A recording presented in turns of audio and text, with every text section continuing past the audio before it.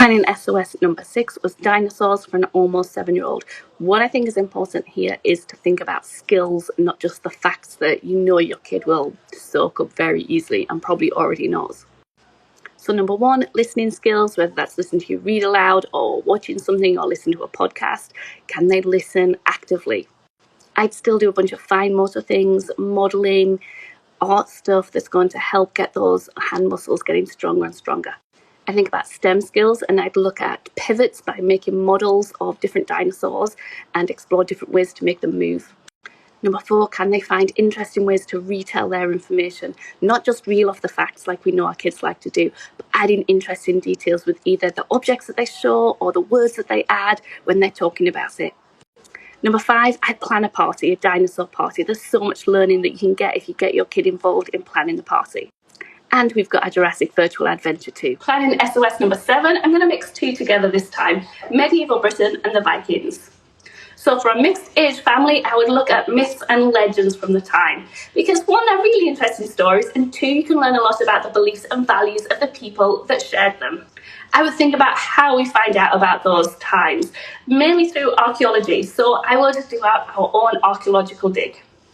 From that, I would think about objects and how you can tell things about the people who own those objects by examining them. And I would look at the objects that we have that are special or that we use every day.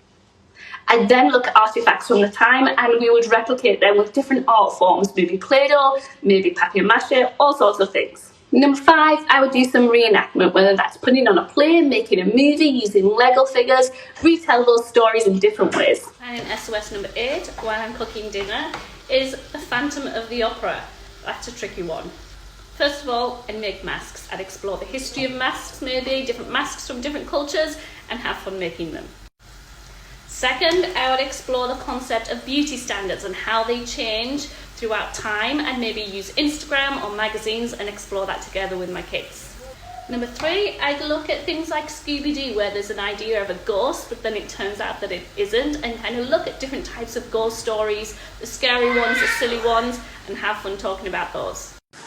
I would compare different ways different companies, different movies have portrayed the Phantom of the Opera. Number 5, I would explore all the different jobs that are involved in putting on a production like Phantom of the Opera, because there are so many of them, and I maybe try and meet some people involved in plays and the theatre. Planning SOS number 9, I'm still making dinner, and this one is all about maths for a 4-year-old going on 5. Now, before you say, yes, you don't have to have a curriculum at this age, play and just normal life is enough of a teacher. But this person asked about a curriculum, so let's help.